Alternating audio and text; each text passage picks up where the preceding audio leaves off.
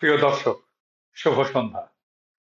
আজকে আমরা একটা বিশেষ এপিসোডে মিলিত হয়েছি এবং আপনাদের সাথে পরিচয় করিয়ে দিচ্ছি আমাদের জুলাই আগস্ট বিপ্লবের রাজপথের এক সাহসী সৈনিক, এক বীর গাজীকে।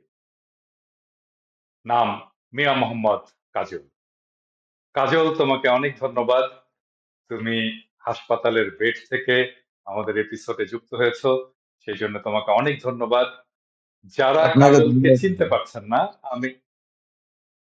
যারা কাজলকে চিনতে পারেননি তাদের জন্য বলছি, আপনারা প্রথমে এই ভিডিওটি দেখুন।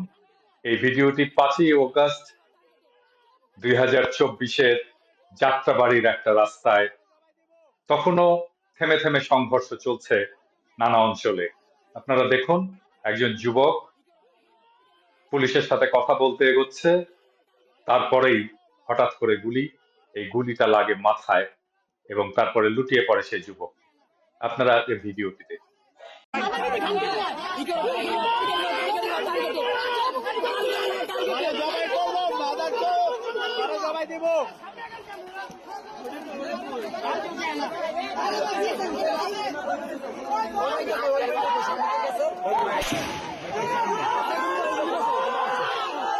আপনারা আরো একটি অ্যাঙ্গেল থেকে ভিডিওটা দেখতে পারেন। দেখবেন সেখানে এক যুবক শেষে নিথর পড়ে আছে।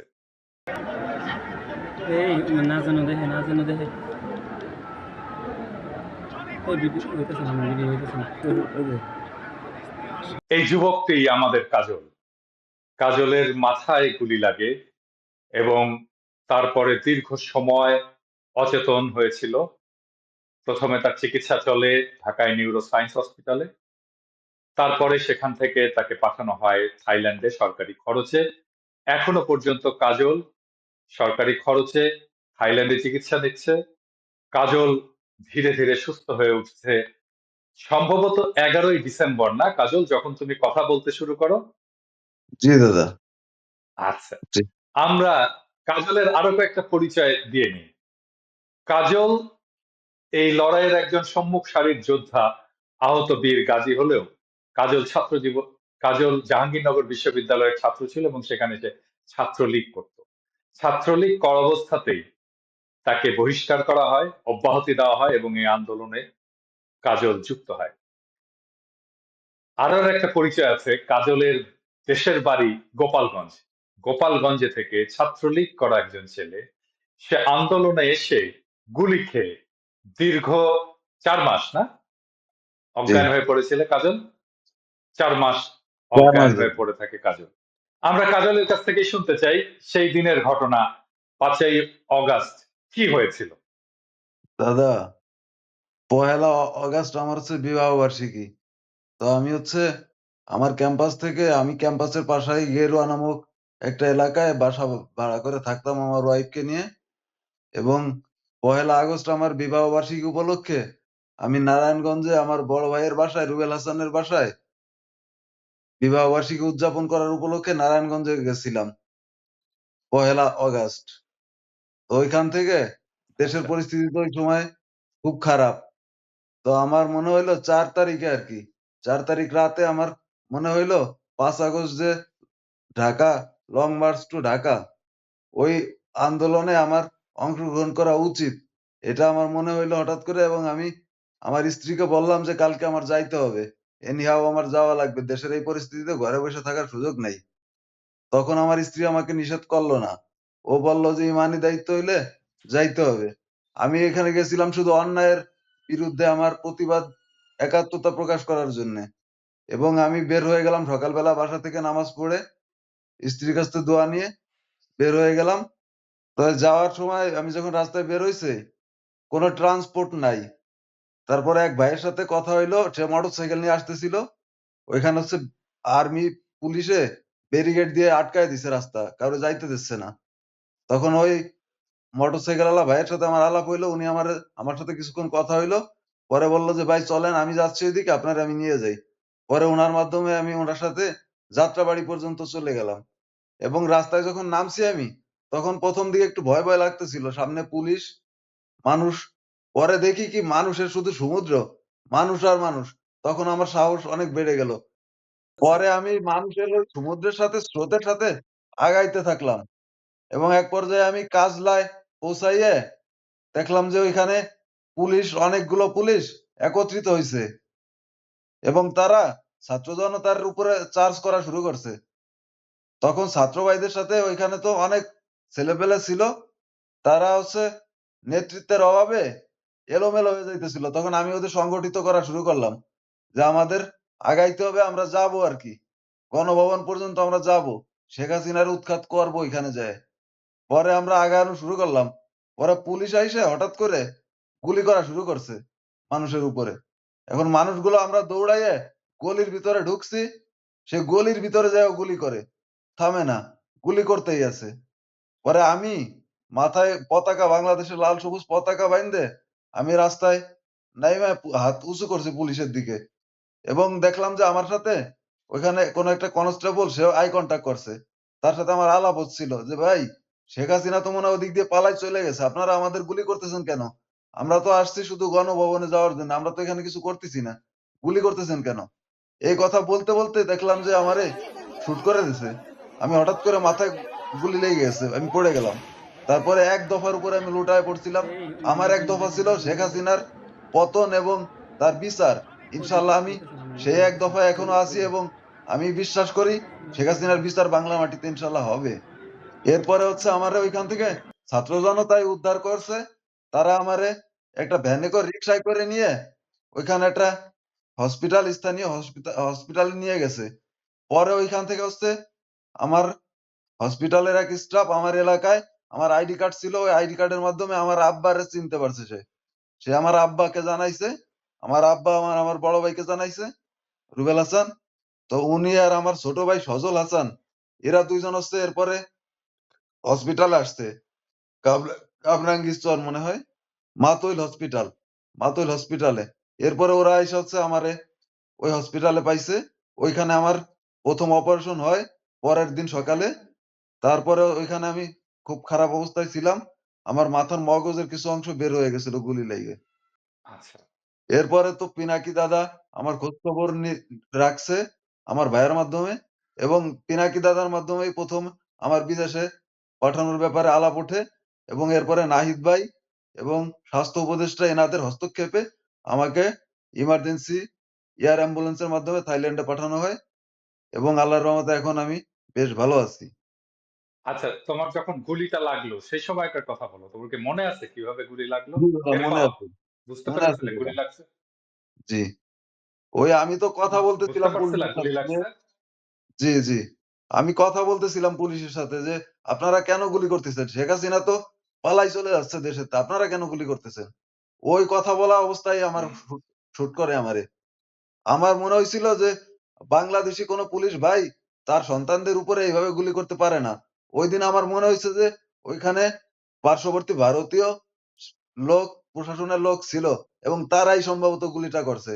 দূর থেকে আমারে টার্গেট করে। এটা আমার তোমার বিশ্বাস। গুলি যখন লাগছে তুমি টের পাচ্ছিলা যে গুলি লাগছে তোমার জি দাদা, টের মাথায়? পাইছিলাম। গুলি লাগার সাথে সাথে আমার মনে হয়েছিল যে আমার পৃথিবীর হিসাব কিতাব এখানেই মনে হয় শেষ হয়ে গেল। আমি তখন আল্লাহরে স্মরণ করছি যে আল্লাহ, আমার কি সব হিসাব কিতাব এই জায়গায় শেষ?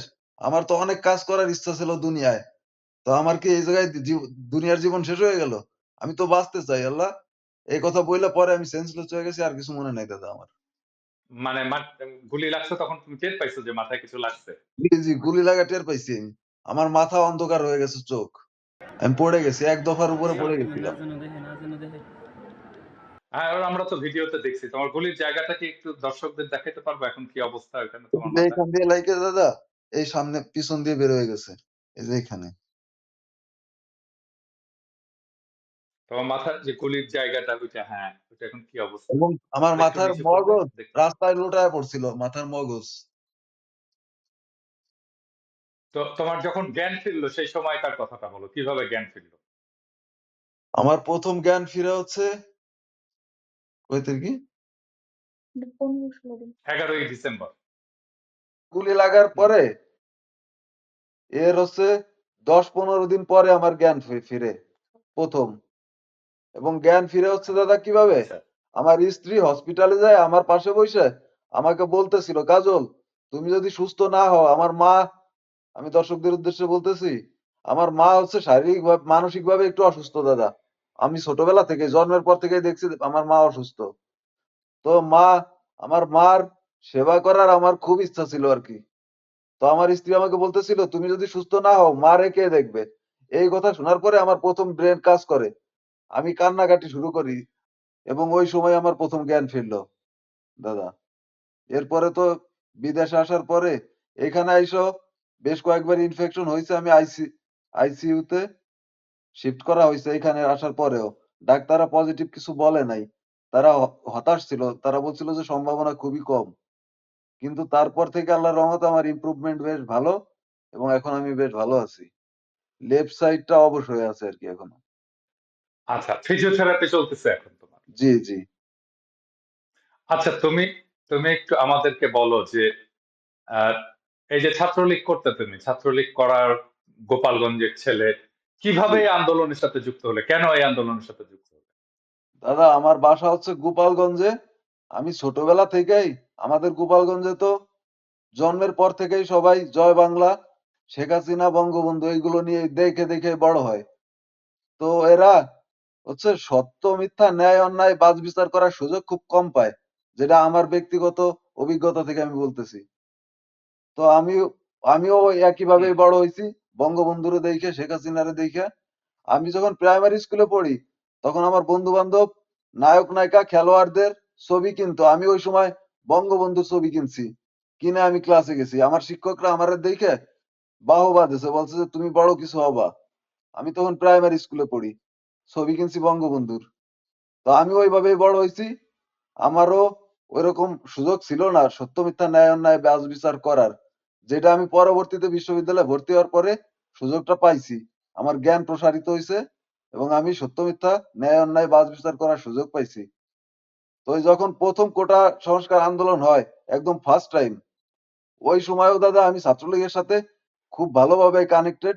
এবং ওই সময় ছাত্রলীগ আমার ক্যাম্পাসে জাহাঙ্গীরনগর বিশ্ববিদ্যালয়ে ছাত্রলীগ আন্দোলনকারীদের উপর অ্যাটাক করছিল এবং আমি ওই সময় ছাত্রলীগ করা অবস্থায় আমার প্রেসিডেন্ট সেক্রেটারির সিদ্ধান্ত আমি মানছিলাম না। আমি আমার মত প্রকাশ করছিলাম যে না, এটা ঠিক হবে না, এটা উচিত না, এটা অন্যায়। আমি আমি একমত হই নাই, যাই নাই আমি ওই কর্মসূচিতে। এবং পরবর্তীতে আমি তো ওইভাবেই আগাইছি এবং ক্যাম্পাসে দাদা, আমার ক্যাম্পাসে খোঁজ খবর নিলে আপনি জানতে পারবেন, আমার প্রত্যেকটা সংগঠনের ভাই ব্রাদার, হলের ভাই ব্রাদার, সবার সাথে অত্যন্ত ভালো সম্পর্ক, সব সংগঠনের সাথেই, কারোর সাথে আমার সম্পর্ক খারাপ না। তো আমি ওরকম ভাবে মেনটেন করছি, সবাইরে বিপদ আপদে সাহায্য করার চেষ্টা করছি সব সময়। এরপরে আমি আস্তে আস্তে সৃষ্টিকর্তার সাথে কানেক্টেড হইতে থাকি, নামাজ কালাম শুরু করি, ভালো ভালো কাজে আরো বেশি মনোযোগী হই। এরপর থেকে আমার ছাত্রলীগ মানে আমার হলে ওই সময় বঙ্গবন্ধু শেখ মুজিবুর রহমান হলে আমি থাকতাম। আমার হলে নেতৃত্ব আসে তৎকালীন সময়, ছাত্রলীগের সাধারণ সম্পাদক আসে হাবিবুর রহমান লিটন নামে একটা লোক, সে দায়িত্ব পায় সেক্রেটারির। তো ও হচ্ছে আমার হলের বড় ভাই, ও আমার অবস্থান সব সময় দেখছে যে আমার হলে কি রকম অবস্থান, ক্যাম্পাসে কি রকম অবস্থান। তো ওই সময় আমার হচ্ছে, ও যখন কমিটি এক্সটেন্ড করে আমার ক্যাম্পাসে অবস্থানের জন্য আমারে ও পদবি দিতে বাধ্য হয়েছিল, সহসভাপতি আমার পদবি দিছিল। কিন্তু আমি এই ছাত্রলীগের যখন ভালো ভালো কাজ করা শুরু করলাম, বিশেষ করে নামাজ পড়া শুরু করলাম, এরপর থেকে আমার ওরা টার্গেট করছে। আমি ওদের বিভিন্ন সিদ্ধান্ত মানতাম না, ওরা এই যে চাঁদাবাজি টাদাবাজি করতো, ভাগাভাগি করতো, আমার সাথে এগুলো নিয়ে আপোষ হইতো না। আমি প্রতিবাদ করতাম, সব সময় কথা বলতাম এবং এই জন্য আমি ওদের টার্গেটে পড়ে যাই, ওরা আমারে নজরে রাখে সব সময়। তো আমার কাজ বাজ তো সবসময় ছিল ভালো ভালো ভালো মানুষের সাথে, ভালো ছেলেদের সাথে। এবং আমি তখন রুমের মধ্যে দরজা লাগায় বেশি ম্যাক্সিমাম টাইমই নামাজ পড়তাম, রাত্রে অনেক রাত্রেও নামাজ পড়তাম। তো এইগুলো ওরা লক্ষ্য করছে যে আমার ভিতরে একটা পরিবর্তন কাজ করতেছে, তখন ওরা আমার টার্গেট করে। এরপরে দেলোয়ার হোসেন সাইদি সাহেব মারা গেলে ওই দিন আমি তার পোস্টটা শেয়ার করছিলাম, ইন্নানিল্লাহ লিখে, শুধু ইন্নানিল্লাহ লিখছিলাম ফেসবুকে। তো এই বিষয়টারে তারা কোট করে, কইরা আমার জামাত শিবির আখ্যা দেয়, দেশদ্রোহী আখ্যা দিয়ে আমার অব্যাহতি দিয়ে দেয় ছাত্রলীগ থেকে। এবং তখন আমার ভিতরে কাজ করে যে আমি জন্মের পর থেকে আমি বঙ্গবন্ধুর মতো ঘাড়তেরা কইরা হলো পা পা চলা শিখছি ন্যায়ের পক্ষে, আর তোরা আমার ছাত্রলীগ শিখাচ্ছিস কিভাবে ছাত্রলীগ করতে হবে। এখন আমি যে নীতি আদর্শ নিয়ে ছাত্রলীগ করছি দাদা, আমি ছাত্রলীগের ভিতরে ওর কোনো নীতি আদর্শ পাই নাই। বা বঙ্গবন্ধুর যে ছাত্রলীগ, ওই ছাত্রলীগের কিছুই ছিল না ছাত্রলীগের ভিতরে, আমি দেখি নাই। তো ছাত্রলীগের উপরে আমার মন উঠে যায় এবং আমি আমার ন্যাচারাল যে স্বভাব ওই রকম চলাফেরা শুরু করি। কমান্ড মানতাম না, হাই কমান্ড কিছু মানতাম না, আমি আমার মতো করে ন্যায়ের পক্ষে চলতে থাকি। এরপরে হচ্ছে দাদা ওরা আমার অব্যাহতি দেয়, আমি আমার অব্যাহতি ই বিজ্ঞপ্তিটা আমার নিজের ফেসবুক ওয়ালে প্রচার করি নিজে, যে আমি এই অব্যাহতি আমি মাইনে নিলাম। অব্যাহতি কত তারিখে দেয়? এটা হচ্ছে দাদা অব্যাহতি কত তারিখে দেয়? আগস্টের কয় তারিখ জানি, আগস্টের 19-20 তারিখ হবে, আগস্ট মাসের 2023 সালের আগস্টের 19-20 তারিখ। আগস্ট থেকে কত সালের আগস্টের 19-20 তারিখে? 2023 সাল দাদা। 2023 সালের। আচ্ছা জি, সাইদি সাহেব মারা যাওয়ার 5-6 দিন পরে। আচ্ছা আচ্ছা আচ্ছা। তো ওরা আমার দেশপ্রেম শিখাচ্ছে, ওরা আমারে ছাত্রলীগ শিখায়। তো আমি এটা নিয়ে কোনো ই করি না। ওরা আমার আপোষ করতে বলতেছিল যে আমি যদি আপোষ করে নি, হামজা রহমান অন্তর নামে একজন ছাত্রলীগ নেতা ছিল জাহাঙ্গীরনগরের কেন্দ্রীয় কমিটিতে পোস্টেড, তার সাথে আমার আপোষ করতে হবে। তার সাথে যদি আমি আপোষ করি তাহলে আমার অব্যাহতি অধ্যাদেশ তারা তুলে নেবে, এই প্রস্তাব আমারে রাখে। কিন্তু আমি মানি না। আমি বলি যে আমি কেন তার সাথে আপোষ করবো, আমি তো আমার নীতিতে ঠিক আছি, আমি কেন আপোষ করব। তারপরে আর আমার অব্যাহতি তারা তোলে না এবং আমি এটা সাদরে গ্রহণ করি এটা, এবং মনে করি এটা আল্লাহর পক্ষ থেকে আমার জন্য রহমত, এবং আমি ভালো পথে আসার সুযোগ পাইছি। এবং এরপরে হচ্ছে এই যে জুলাই আন্দোলন শুরু হয় কোটা বিরোধী, আমার ক্যাম্পাসে ছোট ভাইরা সব আন্দোলনে সংযুক্ত, এবং আমি বুঝতেছিলাম যে এই আন্দোলন সামনে আরো ভয়াবহ রূপ ধারণ করবে। আমি আমার ছোট ভাইদের সাথে কানেক্টেড ছিলাম সবসময় এবং তাদের আন্দোলনে আমি উৎসাহ যোগাচ্ছিলাম এবং নিজেও জাহাঙ্গীরনগর থেকে জয়েন করছি মাঝে মধ্যে। এরপরে যখন লং মার্চ টু ঢাকা আসলো তখন আর আমি ঘরে থাকতে পারি নাই, আমি নামছি রাস্তায়। এরপরে আমার সাথে এই ঘটনা ঘটলো এবং এতে আমার কোনো আফসোস নাই, আচ্ছা। আমি খুশি। আমি বাংলাদেশকে ভালোবাসি, যারা দেশকে ভালোবাসে আমি তাদের ভালোবাসি, যারা তাল বাহানা করে আমি তাদের সাথে নাই আর থাকবো না ইনশাল্লাহ। আমার যখন রাজাকার বলার যখন পরে দাদা 11 মাস পরে পুরা বাংলাদেশের ছাত্র সমাজ তুমি কে আমি কে রাজাকার রাজাকার বলে স্লোগান দিছে, শুধু আমার রাজাকার বলার 11 মাসের মাথায়। এবং আমি গর্বিত যে বাংলাদেশের ছাত্র সমাজের রাজাকার বানায়, যে দেশে ভালোবাসে তারই রাজাকার বানায় দেয়, তারাই পাকিস্তানি বানাই দেয়, আর ওনরা দালালি করে ভারতের। তো তোমার ভেতরে যে পরিবর্তনগুলো আসছে, এই পরিবর্তনগুলো কার কি জন্য আসছে, কাদের কাদের কথা শুনে আসছে তোমার ভেতরে পরিবর্তনগুলো? এটা দাদা আমার নিজের ভিতরে সেলফ রিয়েলাইজেশন কাজ করছে। আমার ব্রাইট একটা ফিউচার ছিল, আমি এই ছাত্রলীগ করার জন্য আমি পড়ালেখা কিছু মনোযোগ দেই নাই, আমি শুধুই মন দিয়ে ছাত্রলীগই করছি। এবং ছাত্রলীগ করছি সাধারণ শিক্ষার্থীদের জন্য, আমার হলের জন্য, আমার ক্যাম্পাসের জন্য। কিন্তু আমি কোনো ফিডব্যাক পাই নাই এদের মাধ্যমে। এরপরে আমি কষ্ট পাইতে পাইতে, আঘাত পাইতে পাইতে আমার ভিতরে রিয়েলাইজেশন কাজ করছে এবং আমি সৃষ্টিকর্তার নিকটবর্তী হয়েছি কষ্ট পাইতে পাইতে। এবং পিনাকি দাদার ভিডিও আমার অনেক করছে, অনুপ্রাণিত করছে। আমি সবসময় দাদার আপডেট রাখতাম, মানে দাদার ভিডিওর সাথে আমি সবসময় কানেক্টেড থাকতাম। প্রত্যেকটা ভিডিওতে মেসেজ ছিল, তার মেসেজ গুলো আমি বুঝতাম এবং ওইটা অনুসরণ করার চেষ্টা করতাম। আমি জুলাইয়ে না, শুধু অনেক আগে থেকেই পিনাকি দাদার ভিডিও দেখি এবং দাদার কথাগুলো আমার মনে হয় যে দাদা সব রাস্তা বন্ধ হয়ে গেলেও দাদা একটা রাস্তা খুঁজে বাইর করে। এই বিষয়টা আমার ভালো লাগে যে কোনো না কোনো অপশন খুঁজে বাইর করে। আমিও ব্যক্তিগতভাবে এরকম দাদা, যে জায়গায় যে পথে যতই আটকে যাক আমি একটা উপায় খুঁজে বাইর করার চেষ্টা করি এবং ইনশাল্লাহ একটা রাস্তা বের হয়ে যায়। এবং আমি আপনার ভিডিওতে অনেক অনুপ্রেরণা পাই, সাহস পাই এবং বাংলাদেশের মুক্তির পথ দেখি। ইনশাল্লাহ আমরা নতুন বাংলাদেশের দেখা পাইছি, ইনশাল্লাহ এই বাংলাদেশ আগাই যাবে, ইনশাল্লাহ আমাদের কেউ আর আটকাইতে পারবে না ইনশাল্লাহ। দেশে ফিরে কি করতে চাও? আমি দাদা আমারে আল্লাহ নতুন জীবন দিছে, আমার মনে হয় যে আমার বাইচে থাকার কথা ছিল না। ডক্টররা বারবার বলছে যে আমার আর সম্ভাবনা নাই, কিন্তু আমার আল্লাহ আমার উপর রহমত করছে, আমার নতুন জীবন দিছে এবং সে হয়তো নিশ্চয়ই কোনো কারণে আমারে বাঁচায় রাখছে। এবং সে কোন কারণ এটা আমি দেখতে চাই। হয়তো দেশের মানুষের সেবা করার জন্য আমারে আল্লাহ আমার নতুন জীবন দিছে। আমি আমার জীবনটারে দেশের মানুষের সেবা করে উৎসর্গ করতে চাই, ভালো কাজ করতে চাই এবং পেশাগত জীবনে আমি ব্যবসার সাথে কানেক্টেড থাকতে চাই দাদা। ব্যবসা করতে চাই, চাকরি করার ইচ্ছা নাই আমার।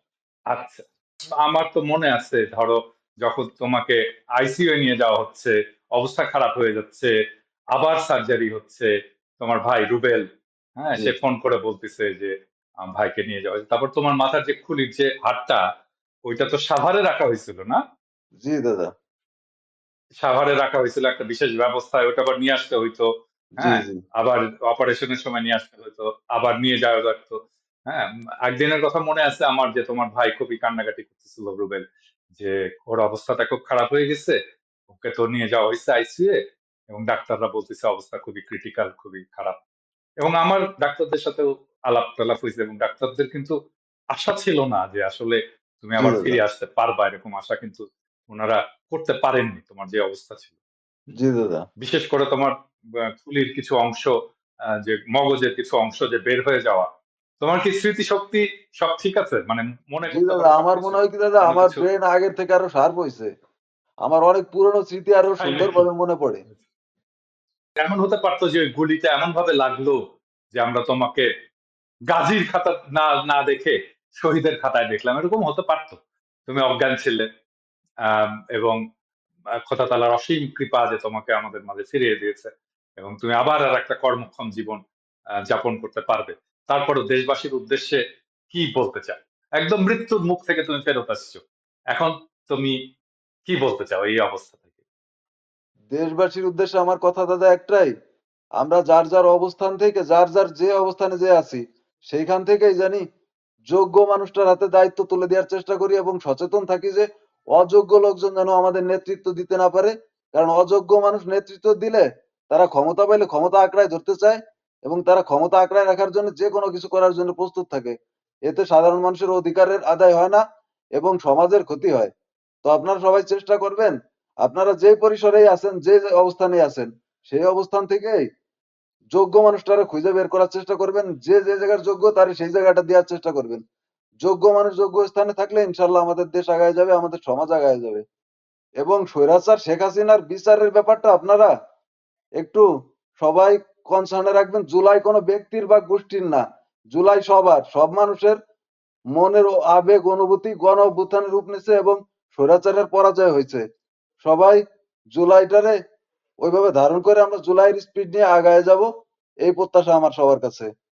শেখ হাসিনার বিচারের ব্যাপারটা এবং বিভিন্ন যে রাজনৈতিক দল আছে তারা হয়তো ক্ষমতায় আসার জন্য অনেক চেষ্টা করবে, সেটা স্বাভাবিক। আপনারা ক্ষমতায় আসেন, কোনো সমস্যা নাই আমাদের, কিন্তু আপনারা অন্যায়ের বিচারগুলো আগে নিশ্চিত করেন, তারপরে যে যা করবেন কইরেন। নইলে বাংলাদেশটা আবারও সে আগের মতো হয়ে যাবে, মানুষের কথা বলার স্বাধীনতা থাকবে না, মানুষ তাদের স্বাভাবিক জীবনযাপন করতে পারবে না। আপনাদের কাছে অনুরোধ, আপনারা ক্ষমতায় আসেন আর যাই করেন, এই অন্যায়গুলার, এই যে শাপলা চত্বরের গণহত্যা, জুলাইয়ের গণহত্যা, এগুলোর বিচার নিশ্চিত করেন, নিজেদের সংশোধন করেন, ভালো রাস্তায় চলেন, ইনশাল্লাহ সবারই ভালো হবে, মঙ্গল হবে ইনশাল্লাহ। তোমার একটা ৩রা আগস্টের একটা পোস্ট আমি এডিটর সাহেবকে বলবো একটু দেখানোর জন্য পর্দায়, যেদিন তুমি ৩রা আগস্টে বলছো যে আমরা ছাত্র জনতা আবার নতুন সূর্য ছিনায় আনবো ইনশাল্লাহ। জি। তুমি এই এই প্রত্যয় কিভাবে পাইলা যে আসলেই ৩রা আগস্টে যে এই জালেম হাসিনা পতন হবে, স্বৈরাচার উৎখাত এটা হবে, দাদা কিভাবে আমার বুঝতে হচ্ছে, আমি পারছো? একটা আবেগী মানুষ, আমার ভিতরে অনেক আবেগ কাজ করে, আবেগ দিয়ে আমি অনেক কিছু অনুভব করি এবং আল্লাহর রহমতে ওইগুলো মিলে যায়, অনেক কিছু এরকম মিলে যায়। আমি এরকম দেখছি অনেক কিছুই এবং সেটা হয়েছে ওই রকম ভাবেই। এবং আমি এটা আমার অনুভব কাজ করতেছিল যে একটা কিছু হবে, ওই 5 আগস্টে কিছু একটা হয়ে যাবে, শেখ হাসিনা আজকে এই দেশ থেকে পালাবে এবং সেটাই হয়েছে আলহামদুলিল্লাহ। আমরা আশা করছি তুমি ডিসেম্বরে ফিরতে পারবে। আহ ইনশাল্লাহ দাদা। ফিরে আসো, এবং আমরা আমরা বাংলাদেশ সরকারকে, প্রফেসর ইউনূসের সরকারকে, বিশেষ করে স্বাস্থ্য উপদেষ্টা নূরজাহান আপাকে ধন্যবাদ জানাই, কারণ উনার একটা ব্যক্তিগত, বিশেষ ব্যক্তিগত উদ্যোগ ছিল জি তোমাকে দাদা। এই চিকিৎসায় নিয়ে আসার জন্য। এবং তুমি তো তুমি বলেছো আমাকে যে তোমাকে সারাক্ষণ দূতাবাস থেকে যোগাযোগ করা হচ্ছে, তোমার জি জি তোমার শরীর কেমন আছে, উন্নতি কেমন হচ্ছে, এবং সমস্ত সমস্যার তারা সমাধান করছে। এই জন্য আমরা সম্মিলিতভাবে সরকারকে, স্বাস্থ্য মন্ত্রণালয়কে, স্বাস্থ্য উপদেষ্টাকে ধন্যবাদ জানাই। তুমি কি কিছু বলতে চাও স্বাস্থ্য উপদেষ্টাকে? মাননীয় স্বাস্থ্য উপদেষ্টাকে অনেক অনেক ধন্যবাদ। উনার আন্তরিকতায় আজকে আমি উন্নত চিকিৎসায় আল্লাহর রহমতে স্বাভাবিক জীবনযাপনে ফিরে আসতে পারতেছি এবং নাহিদ ভাইকে ধন্যবাদ। নাহিদ ভাই অনেক কষ্ট করছে আমার জন্য, এবং পিনাকি দাদাকে অনেক অনেক ধন্যবাদ। উনি এত ব্যস্ততার মাঝে আমার খোঁজ খবর রাখছে নিয়মিত, এবং আমার বিদেশে আসার ব্যাপারে উনি যথেষ্ট কনসার্ন ছিল এবং উদ্যোগ নিছে। আমি কৃতজ্ঞ সবার প্রতি, অনেক দেশবাসীর প্রতি অনেক কৃতজ্ঞতা। ডক্টর ইউনূস স্যারের প্রতি অনেক কৃতজ্ঞতা। উনি একজন যোগ্য মানুষ। উনার হাতে বাংলাদেশ নিরাপদ আমি মনে করি, এবং আপাতত নির্বাচন না হইলেও আমার মনে হয় যে বাংলাদেশ ভালো পথে আগাচ্ছে।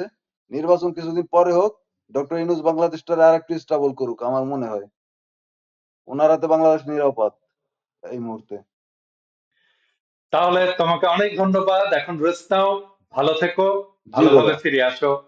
আমাদের সবার এক বুক ভালোবাসা থাকলো। জি। দর্শক মন্ডলী, আপনাদেরকেও ধন্যবাদ। খুদা হাফেজ। আল্লাহ হাফেজ। ইনকিলাব জিন্দাবাদ। ইনকিলাব জিন্দাবাদ।